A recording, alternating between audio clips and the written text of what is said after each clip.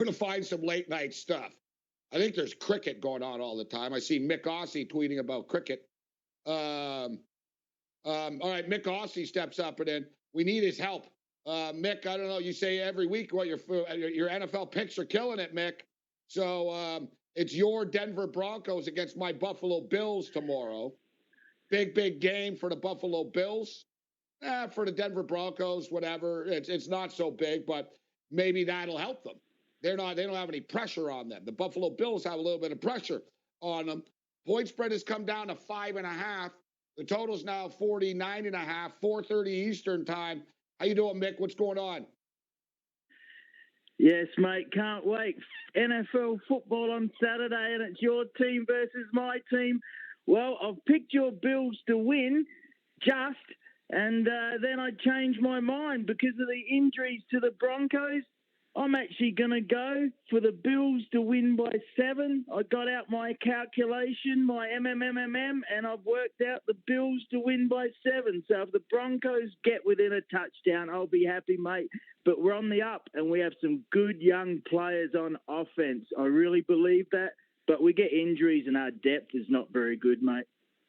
The problem with the Broncos, yeah, you got some good young players. You can't deny it.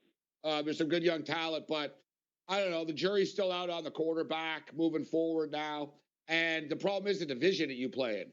The Chargers have a ton of good young players too, right? They just, was a mess this year. Once they get a coach and they get it back on track, Chargers are good. You got to deal with the Chiefs. But I got to tell you, all week I was thinking, man, it's a bad spot for the Buffalo Bills. They played against San Francisco on Monday Night Football. They played against the Pittsburgh Steelers on Sunday Night Football. They're playing against the New England Patriots and the Miami Dolphins in the next couple of weeks coming up.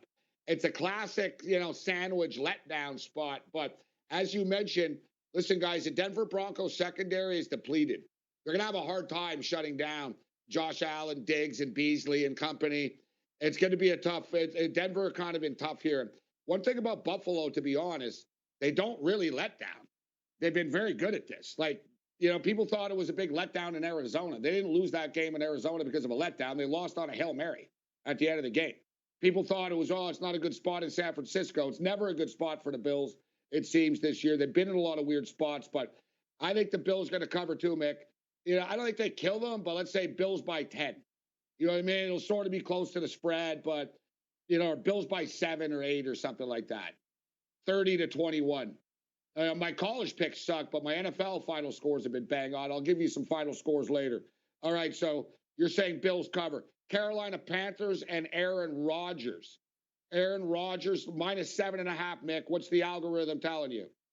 Carolina and Green Bay. Oh, mate. I've been on the Packers on the minus nearly every week, and they haven't let me down except last week by half a point. So I don't like the plus-minus very much.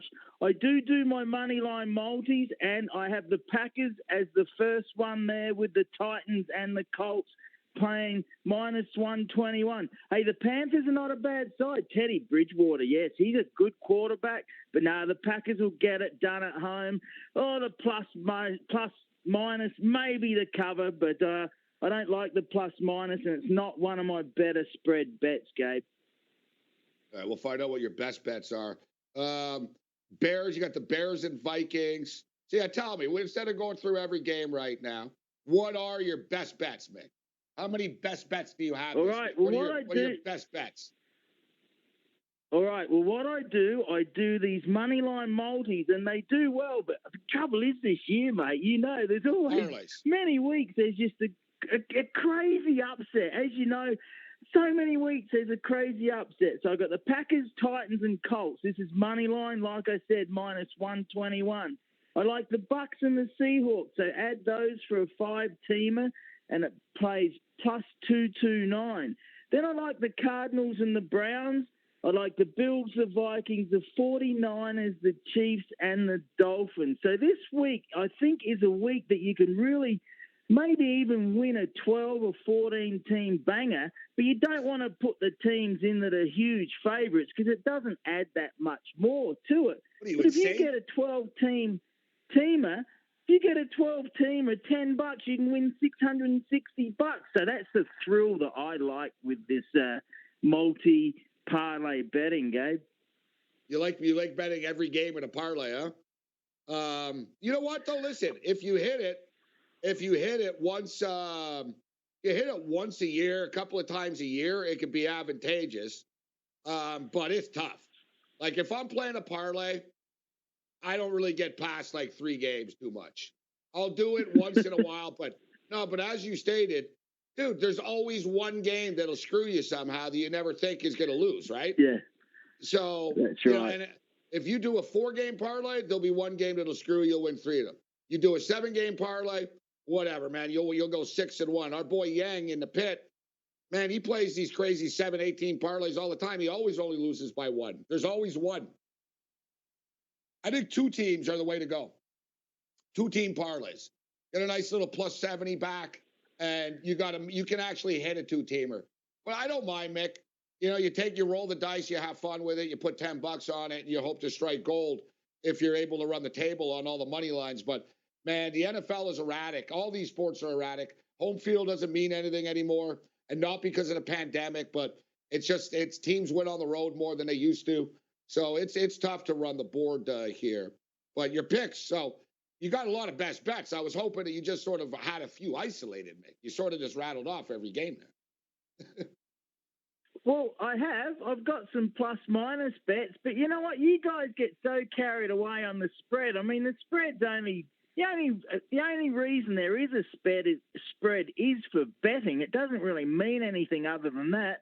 But that said, I've done all right lately. I do about 4 or 5 spread bets a week. This week, I like the Rams at -17 to absolutely destroy the Jets. You guys are a bit scared to do the minus on the big spreads, but I have no hesitation on that one. I also like the Bucks at -6.5 to beat those terrible Falcons. And like you said, Matt Ryan, he's having a shocker of a year. And I also like the 49ers at -2.5 to beat the Cowboys.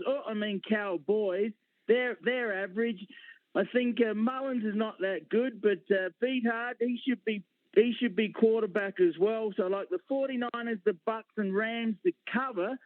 But there's a long time between now and Sunday morning with COVID and injuries and everything else. So, yes, wait till Sunday morning and I might change some of these picks. It's a good point. Mick. I can't disagree with that. You know what? Last week on Friday night, I was on fire. Last 2 Friday nights, boom, boom. Hitting underdogs, bam, bam. And, last 2 weeks in the NFL, we've done very well. Tonight and all week, I've looked and I keep waiting. And looking at the NFL, and I'm like, it'll come to me.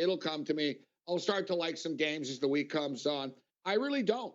But that doesn't mean anything bad. Like, we talked about all the time, guys. How many times have you loved your bets, right?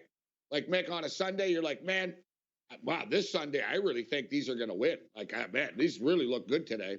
And then you don't win any of them, or things don't go well. And other times you're like, I don't know, I'm kind of hoping for the best, and you end up like killing it, right?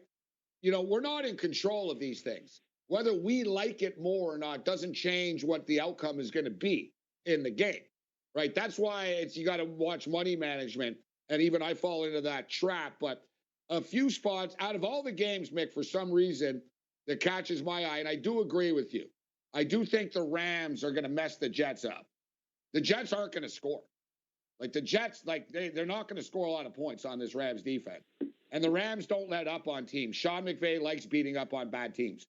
So I think they beat them pretty easily as well. I don't mind laying the crazy amount of points there. And you're right, normally we don't. I think Philadelphia and Arizona, total 49.5 could be manageable here.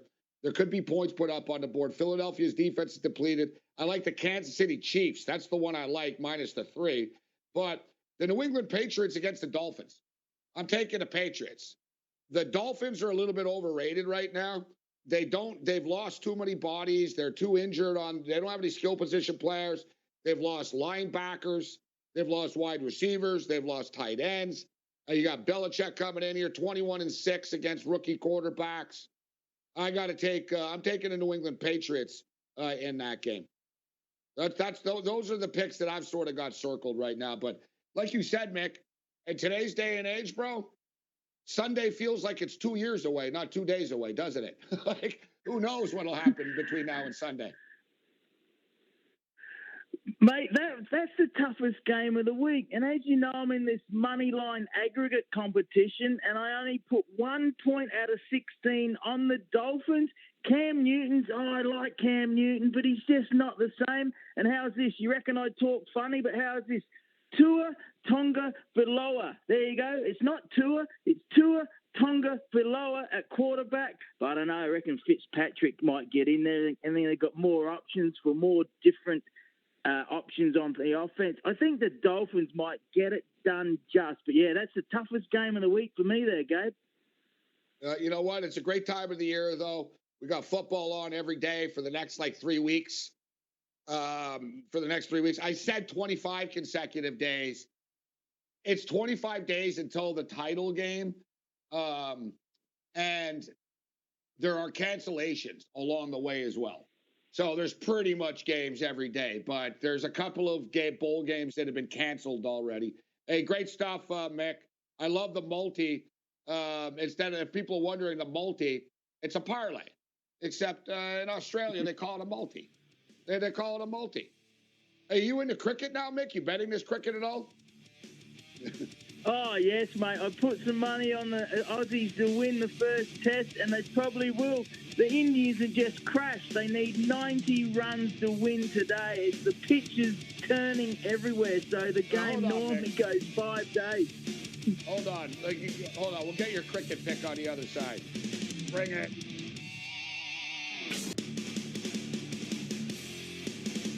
Level 1 of 3. A Friday Night Freak Show. We're breaking it down. All right, Mick Aussie, we've got this cricket going on. I see you tweeting about cricket all the time, Mick. And listen, I know about cricket a bit, but at the same point in time, as you mentioned, you took them. And I would bet some cricket right now, Mick, to try to get some money back after a bad college football night tonight. But I don't have time to wait until January 6th for the match to be over. and you know what I mean? Like these cricket matches, you got to be careful. So, how long are these ones? Because there's different styles of cricket matches. Are these like the 3 and 4 day ones, or are these the faster ones? Oh, mate, I'm going to, those books, Computers for Dummies and that, I'm going to start doing videos on Twitter, Cricket for Dummies. No, I want to teach you guys cricket. This is the 5-day test match. I love it. It's tradition. 5 days? Each team bats twice. 5 days, mate. 5 days? Each team bats twice. Absolutely. You baseball fans will love cricket because there's a lot more complications in cricket. It's amazing. The game is nearly over because they've left a bit too much grass on the pitch. Adelaide, my home city, it's normally the beautiful batting wicket. Well, Australia now only need 90 runs in the second innings to win it. So it's going to be all over on day 3. So the people who are paid for day 4 and 5, they're not even going to get to go, mate. 5 days. Dear God. 5 days. 5 days. Babano was on with us the other night, and we were talking a little bit about the cricket that was going on because it was live, and Babano got thrown off by the fact that the sports book said they stopped for a lunch break. He goes, "What do you mean a lunch break?" But I told him it's not a lunch break. Don't you call it a tea break? Isn't it a tea break? It's a tea break, right? Yes, mate. Yeah, see, this test match is a day-night. So normally test matches are during the day. They start at 11 o'clock, then 2 hours in, they have a 40-minute lunch break. So, yeah, you go off, have some food, then about 4 o'clock is a 20-minute tea break. Friday Night Freak Show continues. Level 2 coming up. Bring it. Live odds. Lions matchup.